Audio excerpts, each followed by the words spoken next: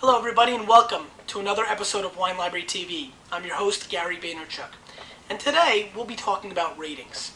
Ratings is probably the hottest topic in the wine industry. You may notice the magazines in front of me, Spectator, Parker, Stephen Tanzer, Wine and Spirits, Wine Enthusiast. The list goes on and on and on. Even Gary Vaynerchuk rates wines and you see the scores.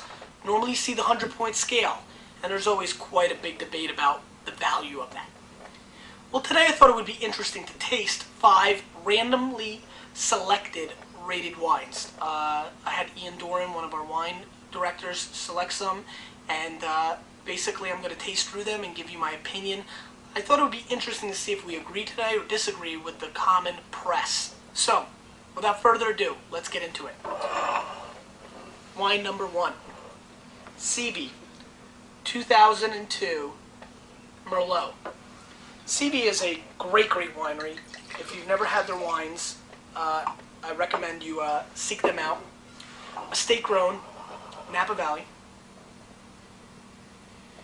Great nose.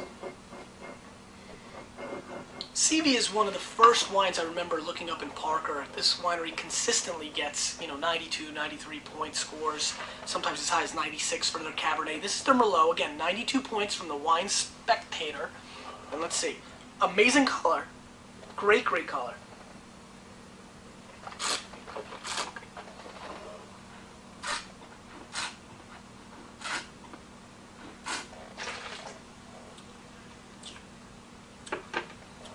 Nice rich complexity, nice fruit on the mid-palate. It is a little hot. I find it to be a little bit alcoholic. I would also say that the fruit is a little bit dull, not that well integrated.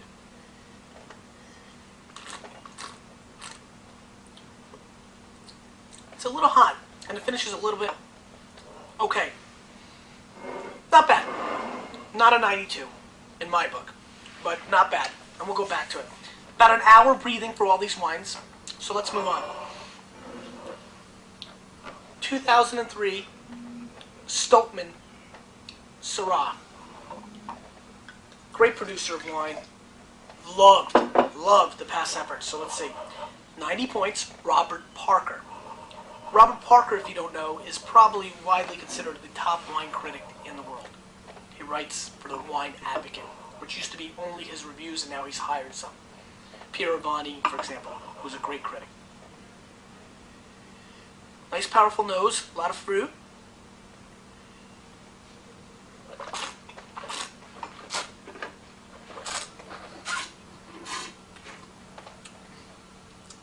Nice structure.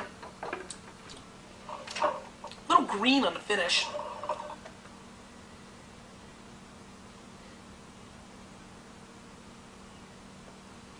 Great nose, but little green. Nice strawberry and jam flavors, but the finish is definitely too dry and a little bit too green for me right now. Again, these are young wines, and with cellaring, a lot of this goes away. But at this moment, I think a 90 is a little bit high as well. We're not off to a good start. Let's move on. 1999. Leasingham, Classic Clare, Shirz. Always a big winner for us in the store. Great color. Wow. 99 was a strong vintage in Australia, but not quite up to the level of the 98 and the 2001. This is a 92-point Wine Spectator wine. Nice nose, very concentrated, great color. All 3 wines so far have been really dark and rich in color. This one, by far, the blackest and the darkest.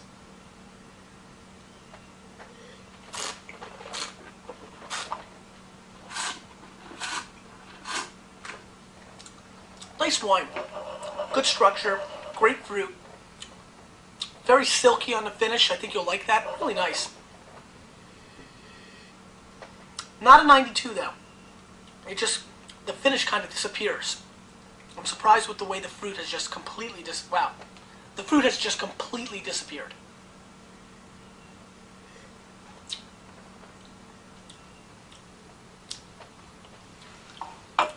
This is an 89, 90 point wine, but definitely not as high as a 92. because on the finish, the fruit pretty much disappears, which it's a nice fruit flavor, a nice kind of raspberry flavor, but it's disappearing. 2001 Arrowood Sonoma Cabernet. 92 points, Robert Parker.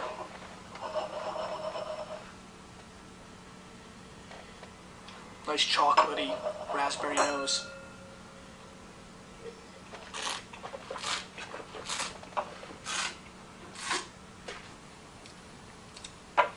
Great structure and very smooth. 2001 is a big time vintage. Tough to argue with Bob there.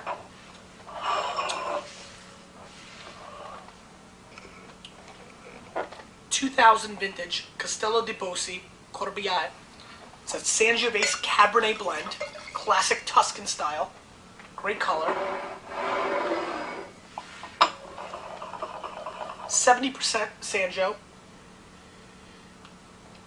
Wow, this is wild.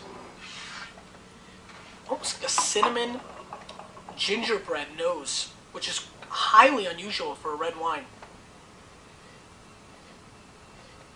Yeah, you may remember from prior episode that cinnamon toast crunch nose, but you'd never expect it in a red. That's what I'm getting, and now as it's opening up a little bit in my glass, I'm also getting a little bit of a bell pepper and a little bit of a asparagus nose. This nose is all over the place.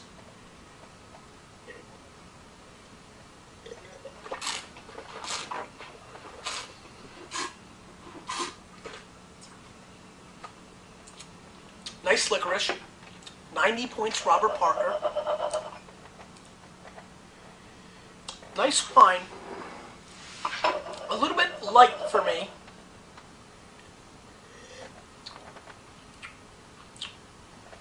Well made, but a little too acidic, a little light. I don't know, an 87 pointer or so. I don't know. I mean, this is really stunning. I really kind of thought we were going to come out here and praise the wine critics, and trust me, I'm a huge fan of Robert Parker's and Stephen Tanzer's and many of the writers for the Wine Spectator. But it's a little bit shocking today. Not the episode I thought we'd be taping. 92 point Spectator on the Seavey Merlot. I'm going to have to call in 88 today. 90 point score on the Stolpman from Robert Parker. I'll say it's an 89-90, but you know, I would say even closer to an 88-89.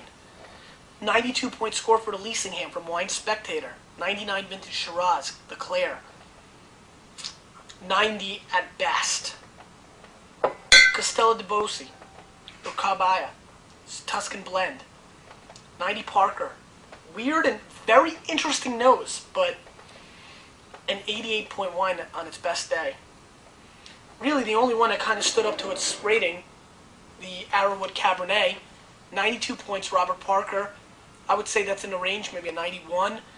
But all in all,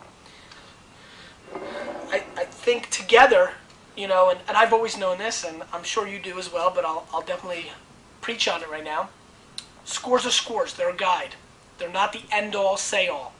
I noticed on the comments field on wines, reviews by our customers, people mention, hey, this got a 92. We'll be promoting a wine that got a 92, and they'll say, hey, 76 Spectator, so beware. I don't know. I think really it comes down to one thing. What's your palate? You should taste your own wines. Try different wines. Try wine. Obviously, with 90-point scores, it's definitely a guide, but it's not the end word. The end word is your palate. So, experience wines. Go out there and try.